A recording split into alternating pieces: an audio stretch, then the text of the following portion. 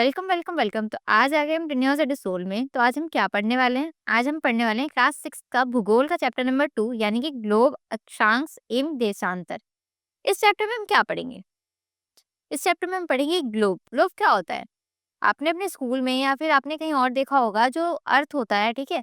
उसे एक छोटे से गोल आकार में बना के हम ऐसा सेट कर देते हैं जिसमें हम पूरी अर्थ को देख सकते हैं। देख सकते हैं ना? उसे ग्लोब कहा जाता है। यानी कि ग्लोब पृथ्वी का लघु रूप में एक वास्तविक प्रतिरूप है। लोग विभिन्न आकार एवं प्रकार के हो सकते हैं, बहुत सारे तरीके के हो सकते हैं, यानी कि ये जरूरी नहीं है कि ये गोल ही बनाया जाए, ठीक है? इसे लोग लंबे में करके यानी कि स्क्वायर या रेक्टेंगल करके भी पूरे मैप को ऐसे करके, ऐसे होता है ना जिसमें यहाँ पे सब कुछ लिखा होता है मैप में, तो ऐसे भी लोग दिखा सकते हैं, ठीक है? हमारी पृथ्वी गोलाकार नहीं है, ये देखो इसने क्या बताया, हमारी पृथ्वी क्या है, वो गोलाकार नहीं है, ठीक है? ये उत्तर और दक्षिण ध्रुवों पर थोड़ी चपटी और मध्य में थोड़ी उभरी हुई है। यानी कि कह रहा है कि उत्तर यानी कि नॉर्थ की तरफ और दक्षिण ध्रुवों पर थोड़ी चपटी है, थोड़ी सी चपटी है और मध्य में थोड़ी उभरी हुई है, ठीक है? आप देखेंगे कि एक सुई ग्लोब में झुकी हुई अवस्था में स्थित होती है जिसे अक्ष कहा जाता है। क्या कहा जाता है? अक्ष कहा जाता है, ठीक है? ग्लोब पर वे दो बिंदु जिनसे होकर सुई गुजरती है, उत्तर तथा दक्षिण ध्रुव है। यानी कि देखो एक ये है, एक ये है, ठीक है? देखो थोड़ा सा नीचे की तरफ है ना, ऐसा नहीं है कि पूरे गोल में बैठाया गया है, ऐसे ऐसे तो नहीं कर रखा है ना, ठीक है? ये अपने अक्ष पर चारों ओर घूमती है, जो एक काल्पनिक रेखा है। यानी कि देखो ये यहाँ से लेके यहाँ तक ऐसे-ऐसे घूमती रहती है ना। हम क्या करते हैं, जब ग्लोब हम अपने हाथ में पकड़ते हैं तो हम उसको ऐसे राउंड करते हैं, तो वो राउंड की तरफ घूमता है ना ऐसे करके। तो यही ये बता रहा है, ठीक है? मेरिडियन पृथ्वी को पूर्वी गोलार्ध एवं पश्चिमी गोलार्ध में विभाजित करता है। यानी किस-किस में करता है? पूर्वी गोलार्ध में और पश्चिमी गोलार्ध में डिवाइड करता है, ठीक है? प्राइम मेरिडियन यानी कि 0 डिग्री देशांतर पर है।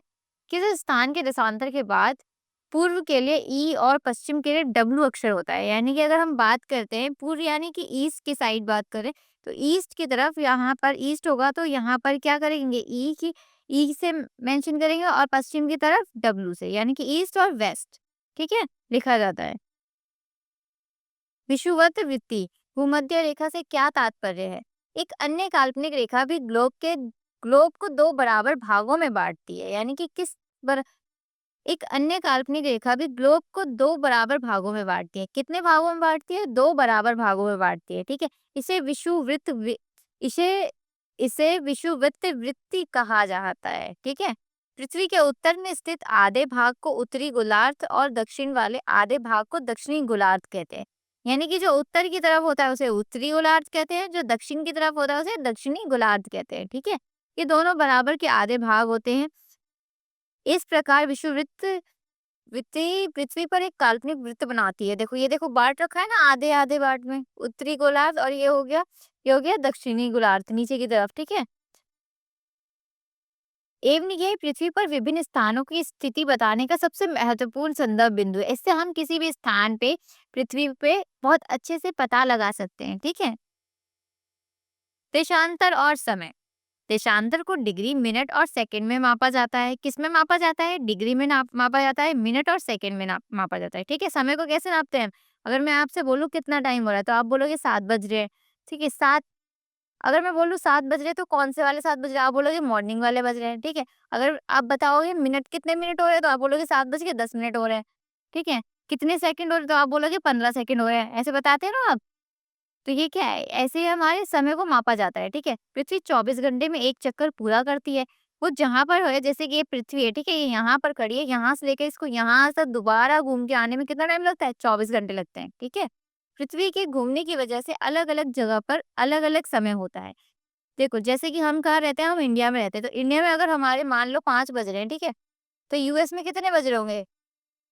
हर जगह अलग-अलग समय, तो मान लो यूएस में 11 बज रहे होंगे, जापान में मान लो 3 बज रहे हैं, तो ऐसे क्या हो रहा है? हर जगह क्या है? अलग-अलग समय है ना ये। हर जगह का अलग-अलग समय होता है, क्योंकि पृथ्वी की घूमने की वजह से पृथ्वी देखो अभी क्या है, मान लो यहाँ पर हमारे सुबह हो रही है, मॉर्निंग हो रही है, ठीक है? लेकिन अगर हम बात करें अमेरिका वगैरह साइड, तो वहाँ पर इवनिंग हो रही होगी, ठीक है? तो क्या है? अलग-अलग समय है ना। पृथ्वी पश्चिम से पूर्व की तरफ घूमती है। कैसे घूमती है? पश्चिम से पूर्व की तरफ घूमती है। पश्चिम क्या होता है? वेस्ट होता है। वेस्ट टू ईस्ट घूमती है पृथ्वी, ठीक है? ईस्ट टू वेस्ट नहीं घूमती है कभी भी, वेस्ट टू ईस्ट घूमती है। पृथ्वी के घूमने की वजह से हर 15 डिग्री देशांतर पर समय 1 घंटे आगे हो जाता है, ठीक है? कितना आगे हो जाता है? 1 घंटे समय आगे हो जाता है। ग्रीनविच मीन टाइम (जीएमटी) को वैश्विक संदर्भ में मानक समय माना जाता है।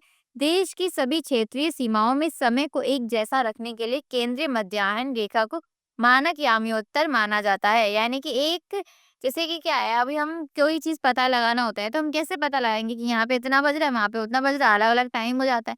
ठीक है, तो हम क्या करते हैं, देश की सभी क्षेत्रीय सीमा में समय को एक जैसा रखने के लिए उसमें क्या किया जाता है, केंद्रीय मध्याह्न रेखा को मानक याम्योत्तर माना जाता है। ठीक है? अ अक्षांश रेखाएँ किसे कहते हैं? विषुववृत्त वृत्ति से ध्रुवों तक स्थित सभी समांतर वृत्तों को अक्षांश समांतर रेखाएँ कहा जाता है। ठीक है? अक्षांशों को अंश में मापा जाता है। कैसे मापा जाता है? अंश में मापा जाता है। ठीक है? विषुववृत्त वृत्ति शून्य अंश अक्षांश को दर्शाती है। किसको दर्शाती है? शून्य अंश अक्षांश को। ठीक है? चूंकि विषुववृत्तीय वृत्त दोनों तरफ ध्रुवों के बीच की दूरी पृथ्वी के चारों ओर के वृत्त का एक चौथाई है। अतः इसका माप होगा 360 अंश का 1/4 यानी कि 90 अंश। देखो हमने क्या किया है, इसको अगर हम पूरा सर्कल बनाते हैं, जैसे मैं आपके सामने एक सर्कल बना रही हूँ, ठीक है? आपसे मैं बोलूँ ये कितने डिग्री है, तो आप बताओगे ये कितने डिग्री होता है? ये कितनी डिग्री होता है? ये होता है 360 डिग्री। अगर मैं आपके सामने एक सर्कल बनाती हूँ और मैं इसे बोलती हूँ कि ये बताओ कितने डिग्री होता है, तो आप क्या बताओगे? ये कितने डिग्री होता है? ये होता है 360 डिग्री, ठीक है? ऐसे ही हमारी अर्थ है, अगर हम उसे गोल मान रहे हैं तो वो कितनी डिग्री हुई? वो 360 डिग्री हुई, यानी कि 1/4 यानी कि 90 का अंश लिया गया है इसमें, ठीक है? देखो 90 का लिया गया ना, ऊपर भी 90 नीचे भी 90, नीचे माइनस का 90 है, नॉर्थ पोल में प्लस का 90 है, ठीक है? तथा 90 अंश दक्षिण अक्षांश दक्षिणी ध्रुव को मैंने बता दिया। इस प्रकार विषुववृत्त वृत्ति के उत्तर की सभी समांतर रेखा को उत्तरी अक्षांश कहा जाता है। क्या कहा जाता है? उत्तरी अक्षांश कहा जाता है। तथा विषुववृत्त वृत्ति के दक्षिण स्थिति सभी समांतर रेखा को दक्षिणी अक्षांश कहा जाता है। ठीक है? जो ऊपर की तरफ होते हैं उसे उत्तरी अक्षांश कहा जाता है, यानी कि नॉर्थ पोल कहा जाता है, और जो नीचे की तरफ होते हैं तो वो उसे साउथ पोल कहा जाता है, यानी कि दक्षिण अक्षांश कहा जाता है। ठीक है? महत्वपूर्ण अक्षांश समांतर रेखा यानी कि विषुववृत्त 0 डिग्री, उत्तर ध्रुव 90 डिग्री, उत्तर की तरफ कितना होता है? 90 डिग्री होता है, और विषुववृत्त कितना होता है? 0 डिग्री होता है। देखो जैसे इसमें मैं दिखाती हूँ आपको, ये देखो ये लिखा है ना 0 डिग्री हो रहा है, ऐसे देखो इसमें भी है, ये देखो ये 0 डिग्री होता है ना, ठीक है? और दक्षिण ध्रुव 90 डिग्री तक होता है। के अतिरिक्त 4 महत्वपूर्ण अक्षांश समांतर रेखाएं और भी हैं, ठीक है? उत्तरी गोलार्ध में कर्क रेखा होती है जो कि कितने होती है? ये होती है 23 1/2 हाफ, ठीक है? यानी कि ऐसे होती है ये। यानी कि 23.5 भाग में इसे डिवाइड किया है। उत्तरी की तरफ कितनी हुई? कर्क रेखा कितनी हुई? ये हुई 23.5। दक्षिणी की तरफ कितनी हुई? 23.5 हो गई। विषुववृत्त की कितनी होती है ये? ठीक है, जो उत्तर में उत्तर ध्रुव वृत्त पर होती है, ये होती है 66.5 यानी कि 66 वन एंड हाफ होती है, ठीक है? ऐसे ही विषुववृत्त जो रेखा होती है दक्षिण की तरफ यानी कि उत्तर की तरफ नॉर्थ की तरफ बात करें ये 66 होती है, और दक्षिण की तरफ बात करें अगर हम नीचे की तरफ बात करें तो ये भी 66 होती है। देखो ऐसे होती है, ठीक है?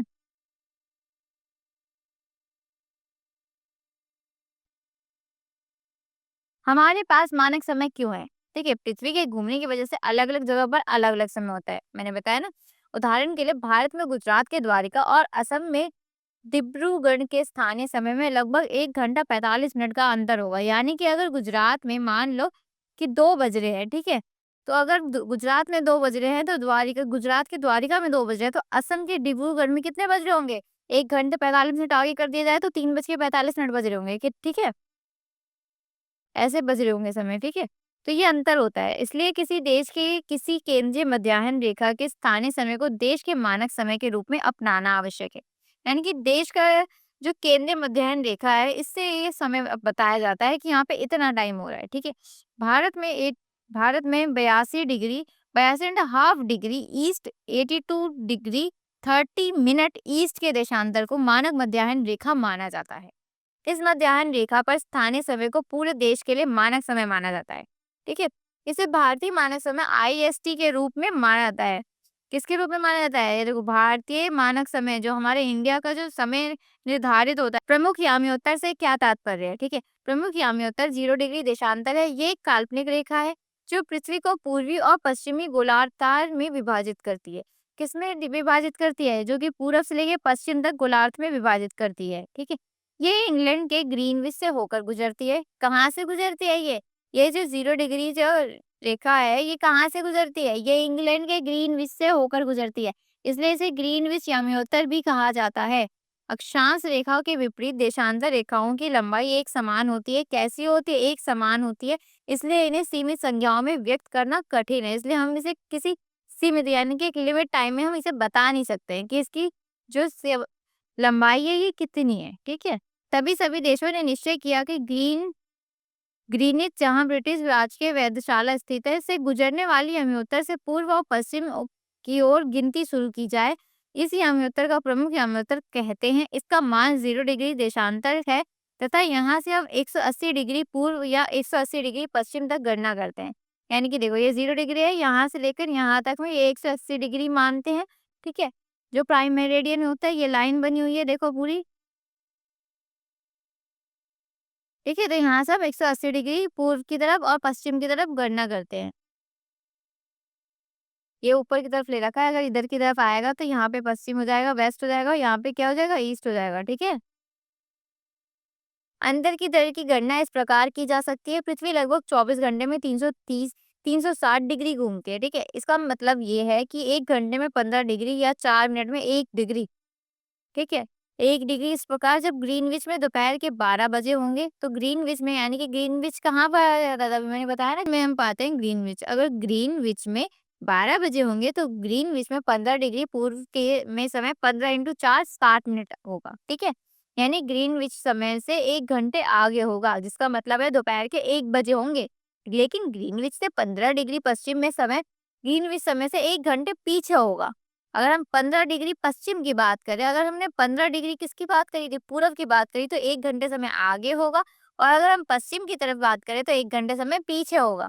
यानी कि ये सुबह के 11 बजे होंगे, ठीक है। इसी तरह 180 डिग्री पर जब ग्रीनविच में दोपहर 12 बजे होंगे, तब आधी रात होगी, ठीक है।